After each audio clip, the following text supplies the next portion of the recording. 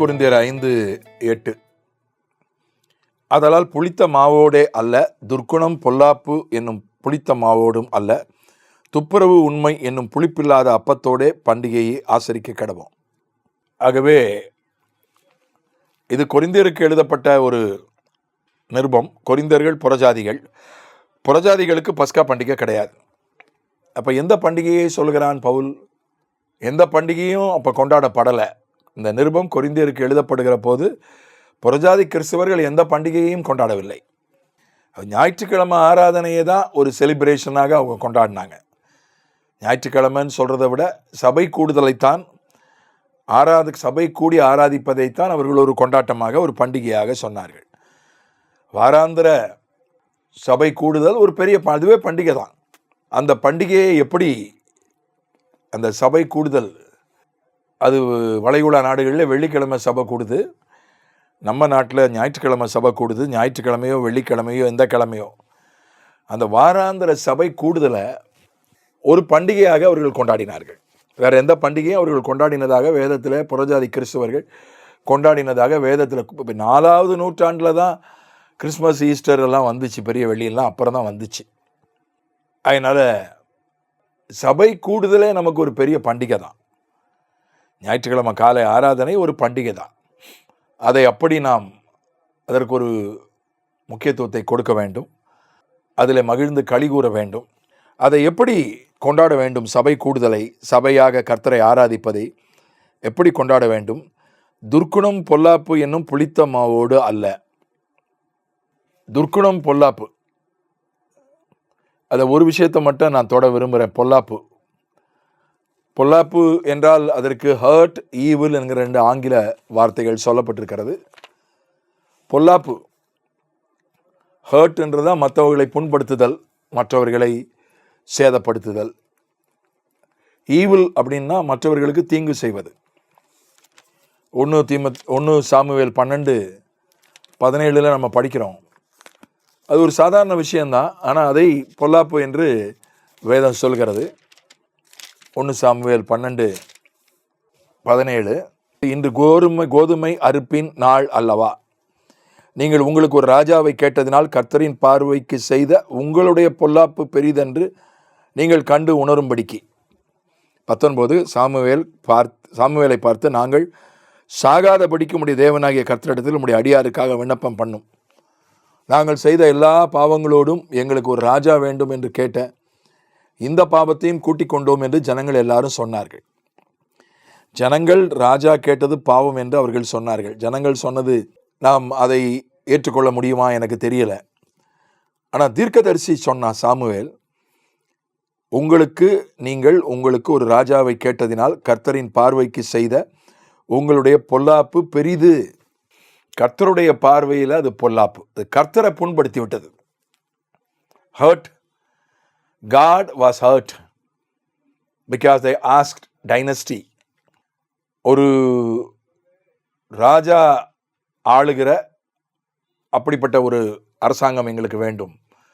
இதற்கு முன்பதாக கர்த்தர் ராஜாவாக இருந்தார். கர்த்தருடைய பிரதிநிதியாக நியாயாதிபதிகள் ஆண்டார்கள். அதுதான் கர்த்தர் கொடுத்த ஒரு அரசாங்கம், ஒரு அரசு அமைப்பு. ஆனால் ஜனங்க கேட்டாங்க, எங்களுக்கு ராஜா வேணும். எல்லாருக்கும் ராஜா இருக்காங்க, எங்களுக்கு ராஜா வேணும் என்று அவர்கள் கேட்டார்கள். ஆண்டவர் சொன்னார், இல்லை அது என்னுடைய சித்தம் அல்லன்னார். இல்லை, எங்களுக்கு வேணும். இல்லை, நீங்கள் ராஜா வந்தால் உங்களுக்கு இப்படியெல்லாம் பாதிப்பு வரும், பரவாயில்ல எங்களுக்கு வேணும் நாங்கள். அதனால் ஆண்டவர் அவர்களுக்கு அந்த ராஜா அரசாங்க முறையை கொடுத்தார். மொனார்ச்சி என்று சொல்லப்படுகிற அப்படிப்பட்டதான ஒரு முறையை ஆண்டவர் கொடுத்தார். ஆனால் கொடுத்த பிறகு சாமுவேல் அவர்களுக்கு அதை உணர்த்துகிறான். என்ன சொல்கிறான்? கர்த்தரின் பார்வைக்கு செய்த உங்களுடைய பொல்லாப்பு பெரிது. அதனுடைய அர்த்தத்தை நாம் இப்படி எடுத்துக்கொள்ளலாம், நீங்கள் கர்த்தரை அதிகமாய் புண்படுத்தி விட்டீர்கள். ராஜா கொடுத்துட்டார், அது அவங்க பாவம்னு சொல்கிறாங்க. ஆனால் அது பாவம் என்று நான் நினைக்கவில்லை. பாவத்துக்கு ஆண்டவர் துணை போக மாட்டார். அவங்க அப்படி தங்களை சொல்லி கொண்டார்கள், நாங்கள் பாவம் செஞ்சிட்டோம்னு. கர்த்தர் அப்படி சொல்லலை, பாவம்னு சொல்ல, என்னை நீங்கள் புண்படுத்தி விட்டீர்கள், என்னை அதிகமாக புண்படுத்தி விட்டீர்கள். கர்த்தருடைய பார்வையிலே அது பெரிய பொல்லாப்பு. ஏன்னா அது பாவமாக இருந்திருந்தால் கர்த்தரே அந்த பாவத்துக்கு உடந்தையாக இருக்க மாட்டார்ல. கர்த்தரே தானே ஒரு சவுலை தெரிந்தெடுத்து கொடுத்தார், அப்புறம் கர்த்தரே ஒரு தாவீதை தெரிந்தெடுத்து கொடுத்தார்.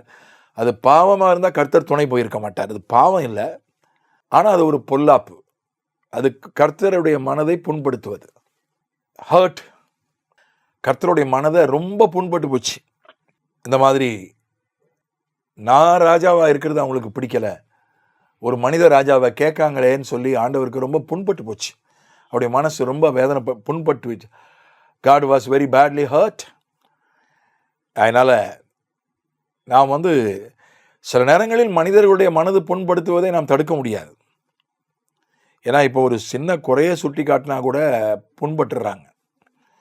இப்போ ரொம்ப அதாவது சகிப்புத்தன்மை இல்லாதவங்களா இருக்காங்க. அவங்க சொன்னது இல்லை, இந்த உங்கள் கருத்து சரியில்லை, இதுதான் சரியான கருத்துன்னு அன்பாக சொன்னால் கூட புண்பட்டுறாங்க. அவங்க என்ன சொன்னாலும் நம்ம தலையாட்டணும்னு ஒரு சிலர் நினைக்கிறாங்க.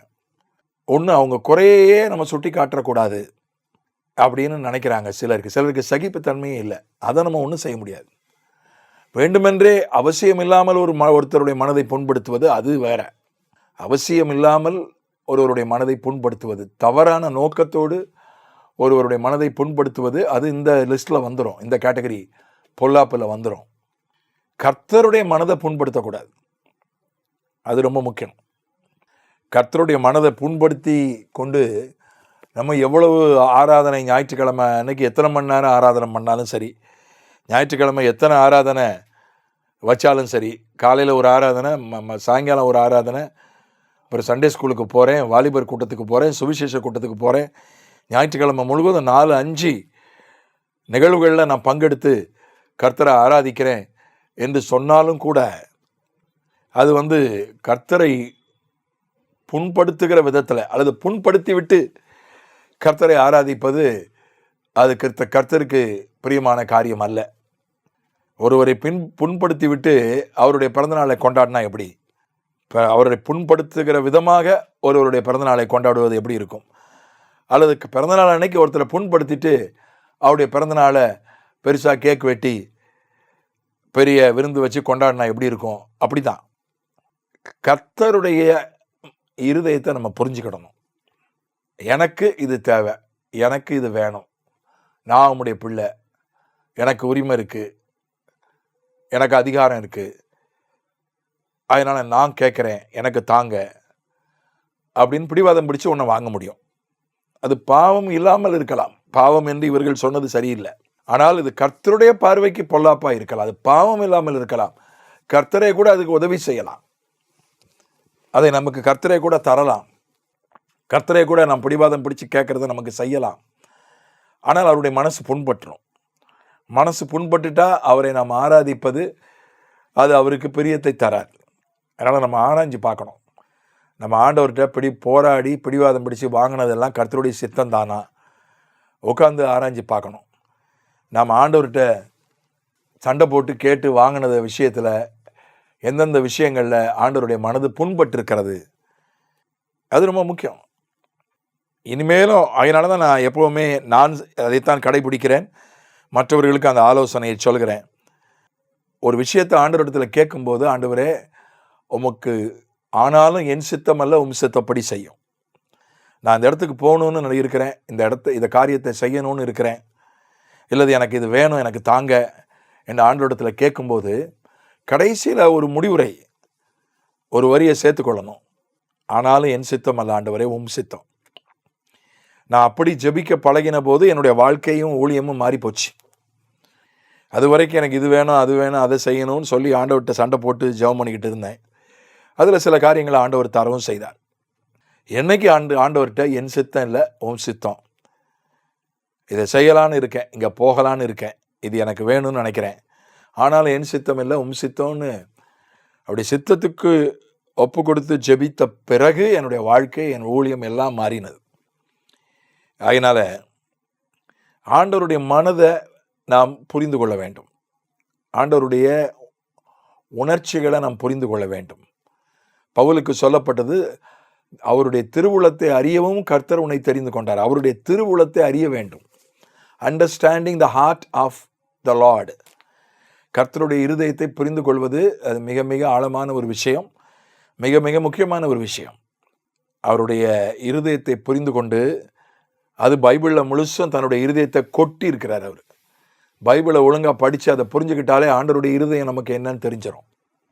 ஆவியானவரும் நமக்கு ஆவியின் சிந்தை இன்னதென்று அறிந்திருக்கிறபடியால் அவர் தேவனுடைய சித்தத்தின்படி வேண்டுதல் செய்கிறார்னு ரோமர் 8ஆம் அதிகாரத்தில் வாசிக்கிறோம். ஆவியானவர் நமக்கு உதவி, எது தேவ சித்தம் என்று நமக்கு தெரிந்து கொள்வதற்கு, புரிந்து கொள்வதற்கு ஆவியானவர் நமக்கு காண்பிக்கிறார். பல நேரங்களில் எல்லாம் நமக்கு அனுகூலமாகி விட்டது என்பதற்காக அதை செய்துவிட முடியாது. எல்லாம் அனுகூலமாக இருக்குது, அதனால் நம்ம செஞ்சிடலான்னு செய்ய முடியாது. ஆண்டவர் நமக்கு அவருடைய சித்தம் அமையணும், அவருடைய மனது அதில் பிரியப்படணும். ஆகவே நான் கடந்த ஆண்டு இறுதியிலே 3 நாட்கள் உபவாசம் இருந்து ஜெபித்தேன். எல்லாம் அனுகூலமாக இருக்குது. 2 விஷயங்களை செய்கிறதுக்கு ஆண்டவர்கிட்ட நான் கேட்டேன். ஆண்டவர் சொன்னார், பொறுமையாரு, காத்துருன்னு சொல்லிட்டார். எனக்கு ஏமாற்றமாக தான் இருந்துச்சு. இவ்வளோ நாளாக கைகூடி வரலை, அதனால் அந்த விஷயத்தை செய்யக்கூடிய ஒரு சூழ்நிலை இல்லை. ஆனால் எல்லாம் இப்போ கைகூடி வந்துடுச்சு.